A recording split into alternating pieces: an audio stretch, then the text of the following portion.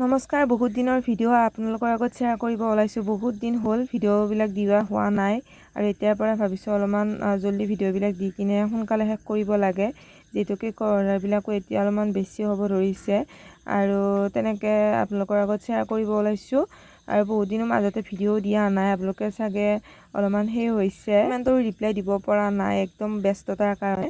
আৰু আপোনালোকৰ আগত এনেকৈ কৈ দিওঁ কি লাগে আপোনালোকে কমেণ্ট কৰি জনাবলৈ নাপাহৰিব। মই কমেণ্টবিলাক চাওঁ কিন্তু ৰিপ্লাই দিবহে পৰা নাই।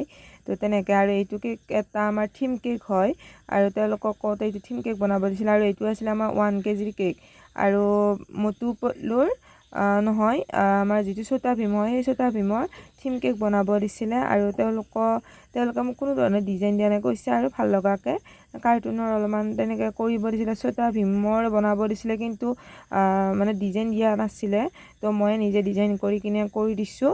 আৰু আপোনালোকে দেখাই পাইছে কিজানি এই ডিজাইনটো আগতে। এইফালে আমি ছাইডত ধুনীয়াকৈ গাছ বনাই দিছোঁ, মানে গছ, আৰু তলত ঘাঁহ কৰি দিছোঁ, মানে যিটো আমাৰ গ্ৰীণ কালাৰৰ সেয়া আমি ঘাঁহ বনাই দিছোঁ। আৰু এয়া আছিলে আমাৰ ছোটা ভীমৰ মানে যিটো আমাৰ ফটো হয় সেই ফটোটো মই বনাই আনিছিলোঁ কম্পিউটাৰৰ পৰা, যিহেতু মোৰ তাত ছোটা ভীমৰ একো থিম মানে নাছিলে। তো তেনেকৈ মই কম্পিউটাৰত কৰি কিনে তেনেকৈ আমি আনিছোঁ, আনি কিনে কাটি লৈছোঁ, কাটি লৈ এনেকৈ আমি খিলি টেপেৰে মাৰি কিনে ওপৰত এনেকৈ বহাই দিছোঁ। আৰু আপোনালোকেও এনেকুৱাকৈ কৰিব পাৰিব, ফটো বনাই আনি কাটি কিনে লগাব পাৰিব যদি আপোনালোকৰ কোনো ধৰণৰ থিম নাথাকে বা এনেকুৱা মানে হঠাতে কাষ্টমাৰ লাগি যায়তো।